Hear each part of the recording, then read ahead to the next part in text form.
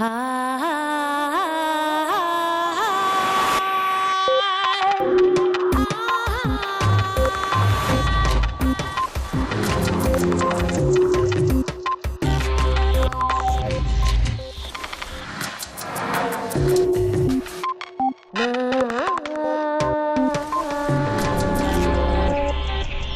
educación sexual no es solo para niños. Arati Prasad. En el programa anterior de Redes, la bióloga y divulgadora Arati Prasad habló con Punset sobre la posibilidad futura de tener hijos al margen del embarazo. En este nuevo capítulo, Prasad regresa al programa para dar un paso más y dar a conocer las puertas que están abriendo campos como la clonación o las células madre, ante un futuro en el que podamos concebir hijos sin practicar sexo. Y la mirada de Elsa aborda hoy las frágiles diferencias que separan a hombres y mujeres. Diferencias a veces utilizadas como trincheras insalvables, si bien se trata a menudo de distintas maneras de expresar las mismas emociones.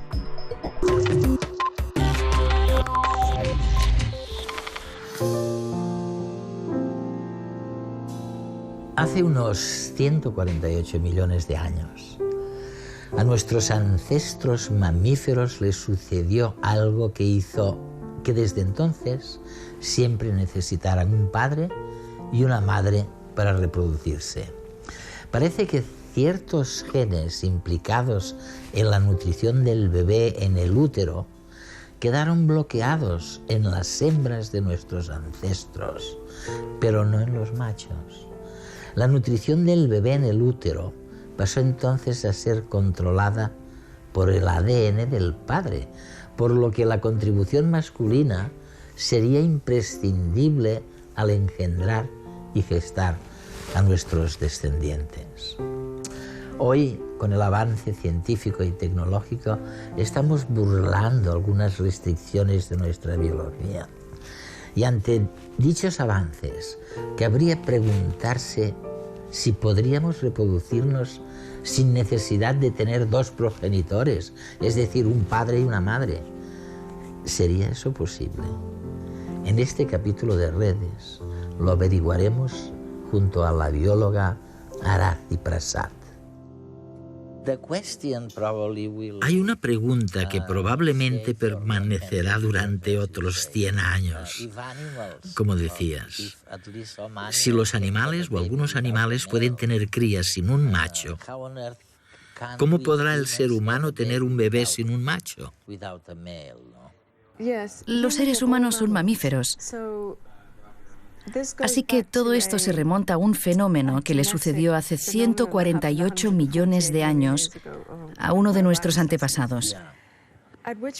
¿En qué punto algunos de nuestros genes empezaron a bloquearse de una manera específica según el género? Solo hay unos 80 de ellos, pero los que están bloqueados en el macho no lo están en la hembra y viceversa. Yo lo describiría así: si tuvieras dos ejemplares del mismo libro, pero en un libro no pudieras leer las páginas 10 y 12, cogerías el otro ejemplar para leer esas páginas. Y en este no puedes leer la página 9, así que debes volver a primer ejemplar. Sucede lo mismo con la madre y el padre. Las palabras están ahí, pero no se pueden leer. Los genes están ahí, pero no se pueden leer. Para poder leer la historia entera debes tener los dos progenitores. Los genes bloqueados de esta manera son los que controlan el desarrollo cerebral y el crecimiento. La idea interesante aquí es: ¿por qué en los seres humanos y los mamíferos es así, pero no en otros animales? Creo que todo tiene que ver con la placenta. Si observamos los genes no bloqueados del macho, veremos que son los que controlan el crecimiento de la placenta y ciertas partes del crecimiento del cerebro. El padre controla lo bien que la cría extrae los nutrientes de la madre. El embarazo por fuera es algo fantástico, casi mágico.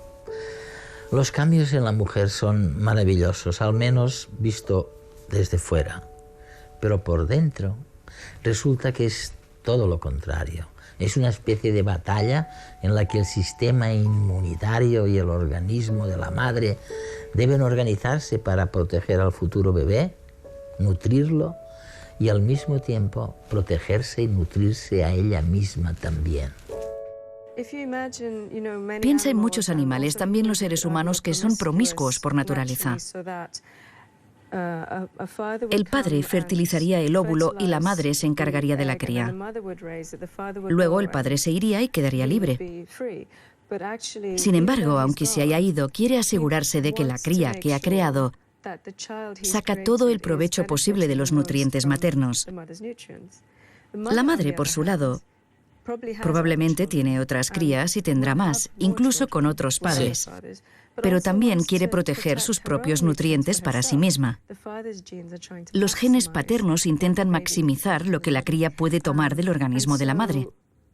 Así que es posible que todo este sistema que se desarrolló, que ahora implica que hombres y mujeres se necesiten el uno al otro para reproducirse, sea consecuencia de la historia de la evolución y sirva para proteger a un hijo cuando las personas se reproducen de esta manera.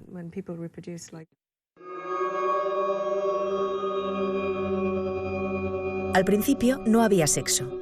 Durante casi 3.000 millones de años, todas las células del planeta se reproducían simplemente copiándose, es decir, dando lugar a clones.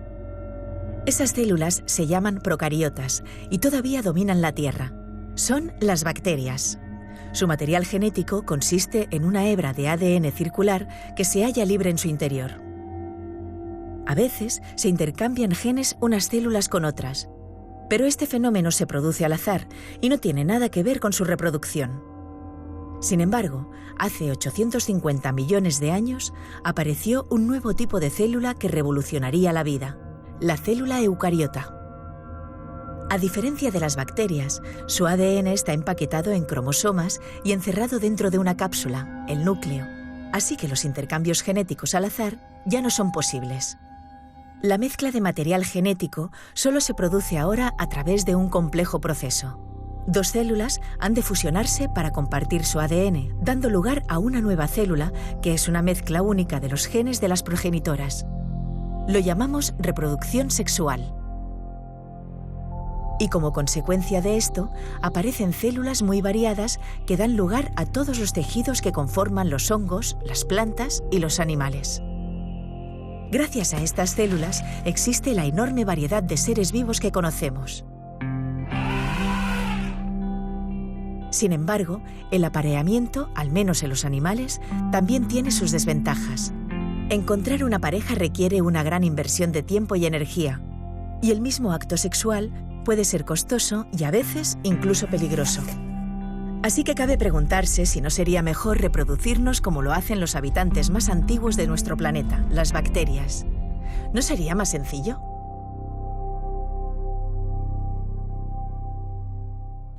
A ver, una pregunta personal. ¿Crees que podría ser mejor tener un hijo como resultado de una sola persona? ¿Sería menos arriesgado?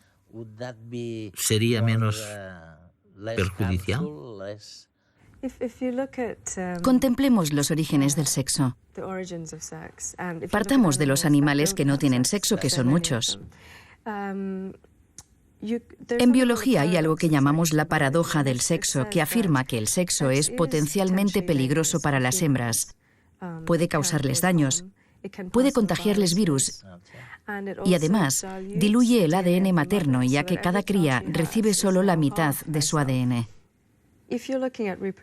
En términos reproductivos, sería mucho más eficiente transmitir todo tu ADN a tu hijo que tener dos individuos, ya que así solo tendrías que copiarte a ti misma.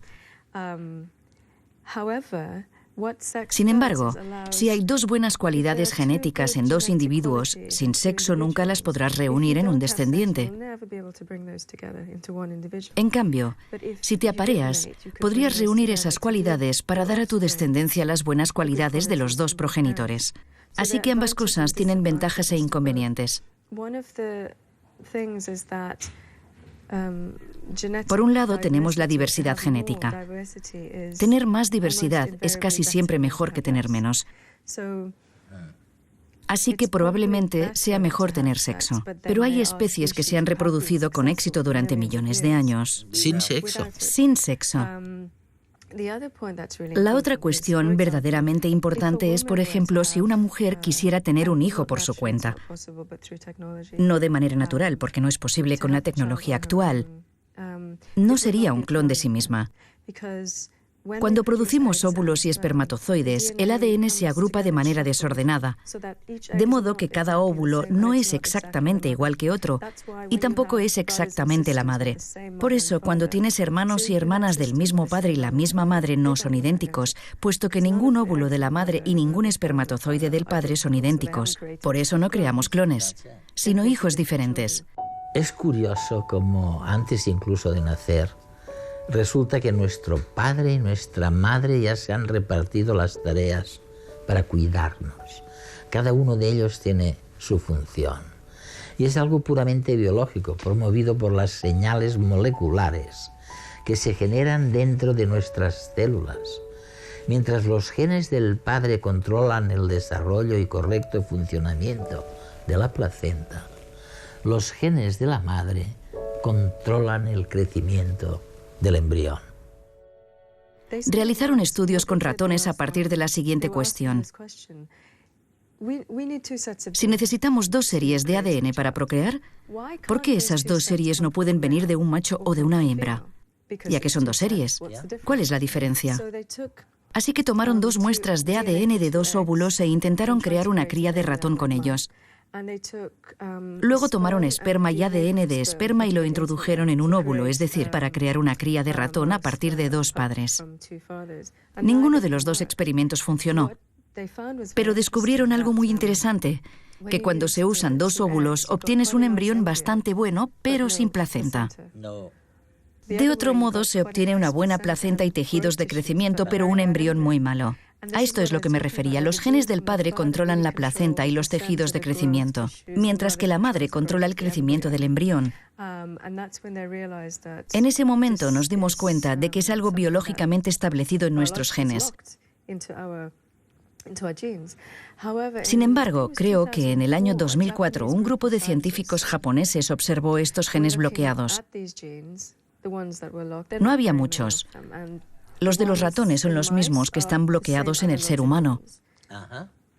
Podría decirse que son los mismos.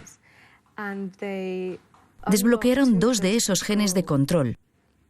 Los genes del centro de control, algo así como el cerebro que controla el resto de los genes. Pudieron hacer algo que nunca antes se había hecho. Descubrieron que los bloqueos que se daban en los genes no son permanentes. Vienen y van durante el desarrollo del óvulo y también del embrión. Así que no es algo fijo, sino que cambia con el tiempo y según la etapa de desarrollo. Tomaron un óvulo maduro, listo para ser fertilizado, de una rata y otro óvulo muy temprano e inmaduro de otra rata, porque ese bloqueo aún no se había establecido. Y tomaron los genes. Lo que hicieron con el óvulo inmaduro fue hacer que genéticamente se pareciera a un espermatozoide, y lo utilizaron para fecundar el óvulo. Por primera vez en la historia obtuvieron una rata con 2 madres y sin padre. Esa rata, que fue hembra, consiguió tener sus propias crías. Era fértil.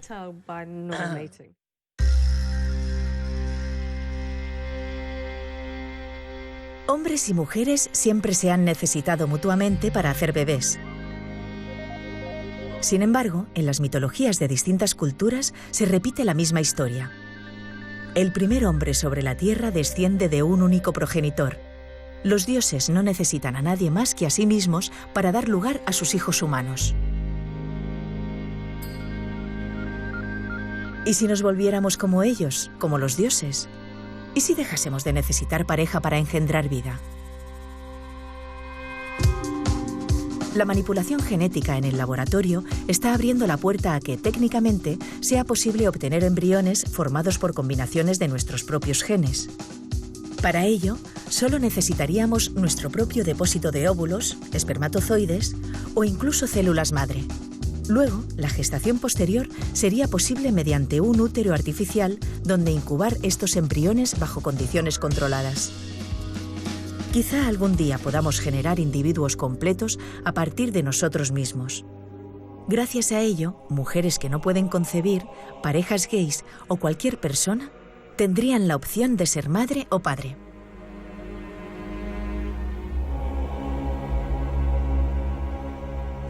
Hace unas décadas algunos científicos decían, la gente se equivoca. Se referían a que prestamos demasiada atención al físico y que nos enamoramos por el físico en lugar de hacerlo por la proyección genética futura. En cierto modo, tu manera visionaria de ver el sexo nos hace recordar que lo importante es cómo acaba todo este proceso. Y que nosotros y nuestras sociedades estamos cambiando. Por ejemplo, uno de los motivos por los que las mujeres tienen hijos más tarde es porque reciben más formación. Sí. No queremos regresar a una situación en la que las mujeres no recibían tanta formación o no tenían las mismas oportunidades. Pero independientemente de lo que hagamos socialmente y de lo que el gobierno haga, proporcionar asistencia infantil o lo que sea que haga o no, aún tenemos este reloj biológico que se detiene. Creo que una de las cuestiones importantes del futuro será que las mujeres no tengan este reloj. Quizás puedan generar óvulos nuevos y sanos.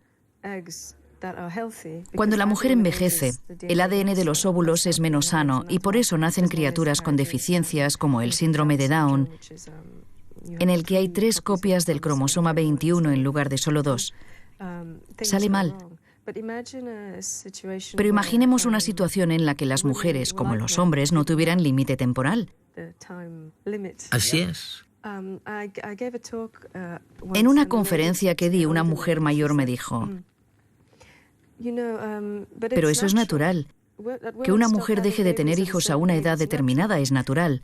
Creo que era natural, pero recordemos que cuando se produce la menopausia, alrededor de los 50 años, en gran parte de la historia de la humanidad, las mujeres no vivían mucho más de esos 50 años. En la actualidad, si vivimos 100 años, eso representa la mitad de la vida. El cerebro funciona, el cuerpo funciona, pero los ovarios han dejado de trabajar. No son solo la menopausia o la reproducción. Asociamos a la menopausia que los huesos sufren, que puede haber un riesgo de cardiopatía. Hay muchas cosas así. Y se está pidiendo a las mujeres que vivan con eso durante mucho más tiempo. Nunca hemos tenido una vida tan larga como la que vivimos en la actualidad. Y la vida se alargará aún más. La menopausia y muchos de esos mecanismos biológicos y genéticos evolucionaron en una época en la que vivíamos de una manera muy distinta a la actual. Además, hablamos de ser natural mientras decimos a nuestros adolescentes que no tengan hijos. ¿Es eso natural? Si nos fijamos en sus cuerpos, estos están listos para reproducirse y los adolescentes quieren sexo todo el rato. Así que, si lo pensamos, hacer que no se reproduzcan es en cierto modo una manera de alterar la genética. Así que es natural que los adolescentes tengan hijos, pero les decimos que no lo hagan porque socialmente no es bueno. Es natural que las mujeres tengan la menopausia y dejen de tener hijos, pero quizás no alcances esa etapa hasta que tienes 40 años y dices, tengo casa, tengo una carrera, estoy lista, pero ya no tienes óvulos. Pero ahora estamos equiparando la formación, la carrera profesional e intentamos competir con los hombres. La Comisión Europea y los gobiernos dicen, las mujeres deberían estar en las juntas directivas de las empresas. ¿Dónde están? No están ahí porque son las que piden la baja para cuidar de la familia. Podemos intentar igualar las cosas, pero el problema es biológico y algunas de estas tecnologías podrían responder o dar soluciones a estos problemas. La idea de tener hijos sin la contribución de una pareja nos resulta extraña porque va en contra de todo lo que asociamos con nuestra especie. Al fin y al cabo, el grupo familiar fue lo que nos permitió sobrevivir en un primer lugar, en la sabana africana, donde evolucionamos desde los primeros homínidos y nos convertimos en el Homo sapiens. Pero también supondría una opción que abriría nuevos caminos para la humanidad. ¿Quién sabe si nos llevaría a eliminar esa división ancestral entre hombres y mujeres que ha condenado a las hembras en muchas ocasiones a un rol de madre del que muchas veces no se les ha dejado salir? No nos permitiría, por fin, conseguir la igualdad entre géneros.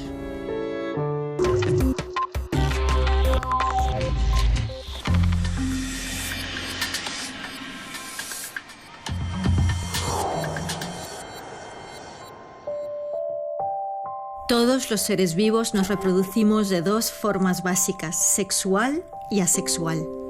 La reproducción asexual implica que solo se utilizan las células de un individuo y por tanto se producen clones, es decir, organismos genéticamente idénticos. Nosotros, en cambio, para bien o para mal, nos reproducimos mediante el sexo. Esto nos permite fabricar nuevas combinaciones genéticas y ser más diversos.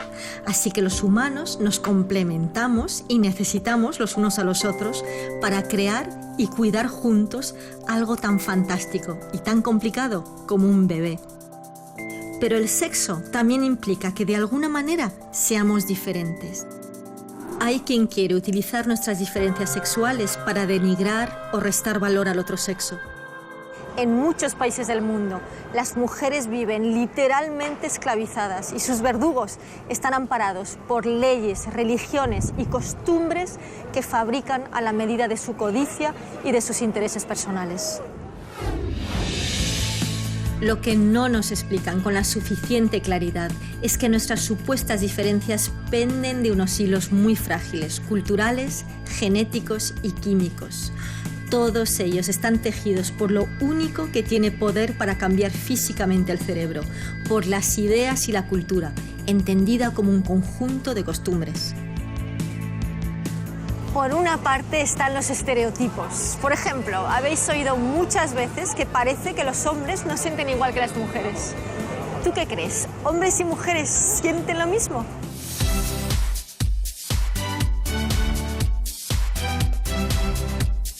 Hola. Hola. ¿Sentimos lo mismo hombres y mujeres? Yo creo que cada uno siente de una manera. A nosotros nos gusta más el orden, el tener las cosas en su sitio. En todo, yo puedo ser más pasional, el menos, yo más cariñosa, el menos, o sea, todo así. De pequeño me gustaban las pistolas, los carros de combate. A nivel de nuestras edades hay una diferencia tremenda. Ahora ya la juventud es diferente. Les educaron para ser muy diferentes. Exactamente. ¿Sentís lo mismo? No. No, bueno, yo creo que así. ¿Tú crees que sí, tú crees que no? Yo creo que los hombres tenemos mejor sentimiento que las mujeres. ¿Menos o más? Más. ¿Más sentimientos? Yo creo que sí. Creo que hay una psicología masculina y una femenina. Yo creo que sí que sienten igual, pero que lo exteriorizan totalmente diferente. Igual no lo muestran tanto. Igual no lo demuestran tanto. La verdad es que hombres y mujeres sienten lo mismo, pero lo expresan a veces de forma diferente. Por ejemplo, las mujeres cuando están estresadas necesitan hablar, porque generan progesterona que las calma. Y es que una mujer usa unas 25.000 palabras al día de media frente a los 12.000 que utiliza un hombre. En cambio, un hombre estresado tiende a necesitar un poco de tiempo solo para retirarse a su cueva. Así que preguntarle ¿qué te pasa? Puede ser contraproducente. Sí, estoy bien. Otro ejemplo, las mujeres cuando tienen un problema suelen necesitar ser escuchadas, que las comprendan. En cambio, el hombre, por cultura y por genética, tiende a querer encontrar soluciones concretas a los problemas de su pareja. Eso puede aumentar el estrés de su compañera. ¡Que me dejes sola! Por ello, si tiene un problema, una mujer tiende a buscar a otra mujer para que simplemente la escuche.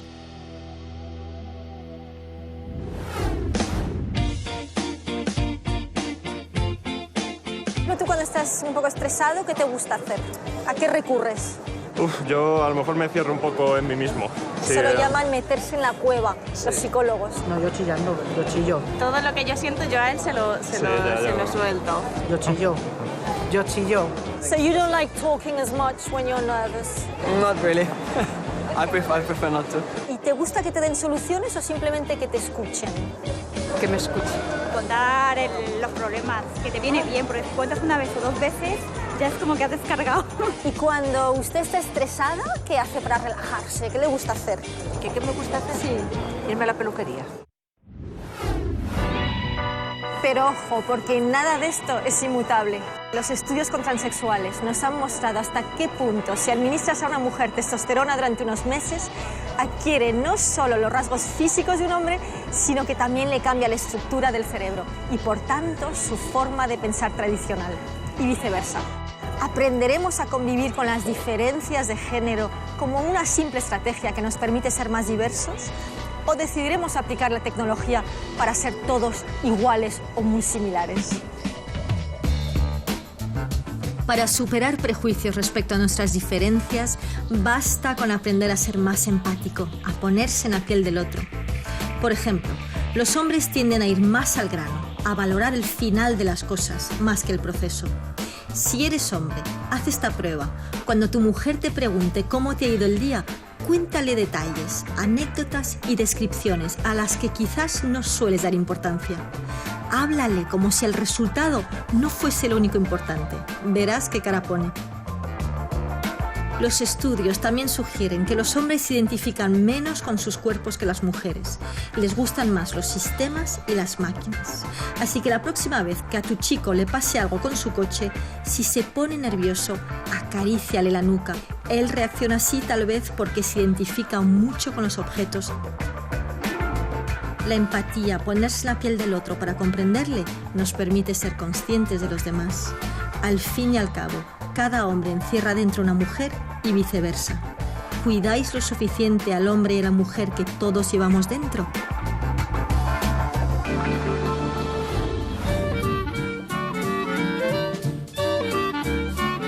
¿Usted sabe que cuando estaba en el vientre de su madre fue un feto femenino durante por lo menos 7 semanas? Pues sí. Hay una mujer dentro de cada hombre. ¿Usted lo sabía eso? Sí, pero me da mucha rabia reconocerlo.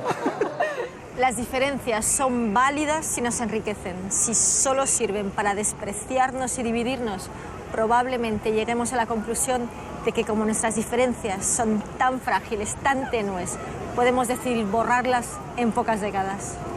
¿Tú qué prefieres? No es magia, es inteligencia emocional.